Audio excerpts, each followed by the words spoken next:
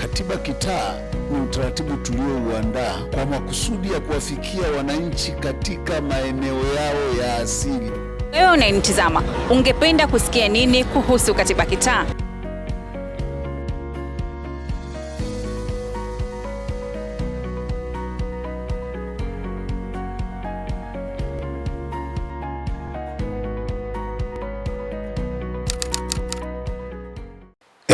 Asante.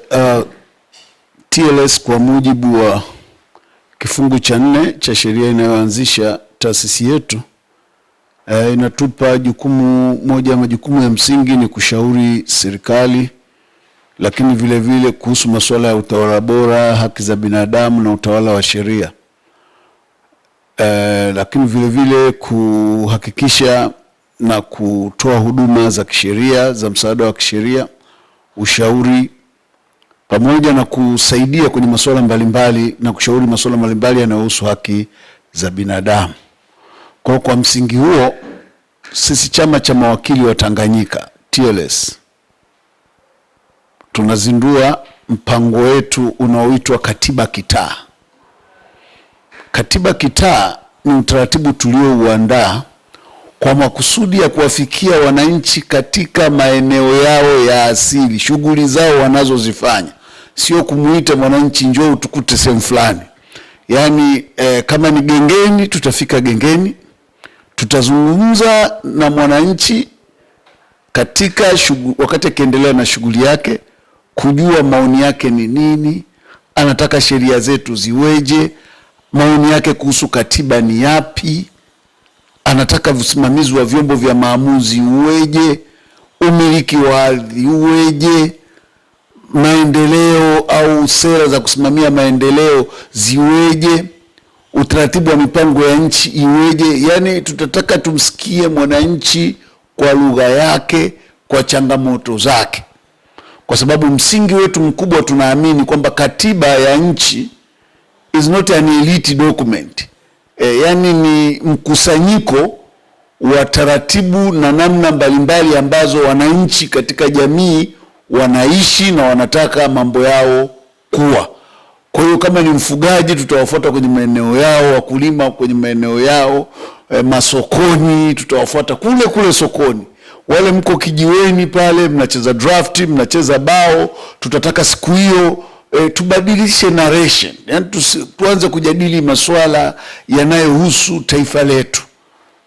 Tunataka liweje, rasilimali tusimamieje, mbuga zetu tusimamieje.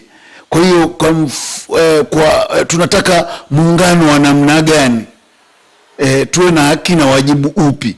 Kwa hiyo katika mazingira haya, Katiba Kitaa ni fursa ya wananchi kuzungumza kwa lugha yao, mazingira yao, tamaduni zao, hofu zao, matakwa yao, kile ambacho wangekipenda kiwemo katika katiba yetu ya nchi, lakini muundo ambao wangependa uwepo katika taifa letu, ili sisi TLS tunapoanza kuchakata maoni haya, kukutana na wadau mbalimbali, tuweze kuona na kujumuisha maoni ya wananchi kutoka maeneo tofauti. Na sio tunaposema kitaa ni pamoja na digital platform. Yani tutawafikia mpaka wataalamu, wanaharakati, wanazuoni, kila sehemu walipo na katika mazingira yao. Tunajua kuna watu wanafanya kazi, labda wamedevelop vitu fulani, tutajaribu kuona na ku-acknowledge vile vitu tunaweza tukavi-accommodate vipi, ili mwisho wa siku TLS tuweze kuwa na maoni, tutengeneze draft ya kile kitu ambacho tunafikiri kimetokana na maoni ya Watanzania.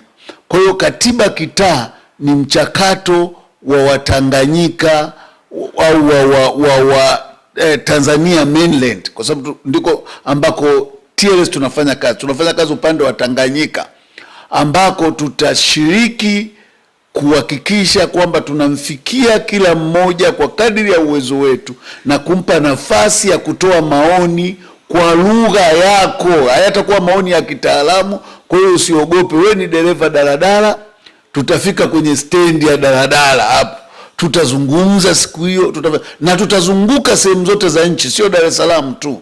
Tutajitahidi tuweze kuzunguka sehemu mbalimbali katika nchi yetu ili tuweze kupata maoni na tuweze kutoka na dokumenti ambayo tunaamini inaweza ikasaidia kuleta kuharmonize maoni mbalimbali, kwa sababu tuna michakato mingi ambayo tayari imekushafanyika katiba. Tuna katiba za Mzee Warioba, tuna katiba tuna maoni ya tume ya Nyalali, tuna maoni ya Kisanga. Yapo maoni mengi tayari. Kwa hiyo tunachojaribu kwenda ni kujaribu kwa bridge gap, kama kwa namna changamoto zilizojitokeza, watu wana maoni gani au mambo gani tuyaongeze ambao wanafikiri akiwa catched up effectively tunaweza tukawa na katiba inayotafsiri matakwa na utashi wa Watanzania. Katiba Kitaa, tupo mtaani kwako. Usiache kusubscribe katika chaneli yetu ya Wakili TV na kutufuata kwenye mitandao yetu ya kijamii. Wakili TV.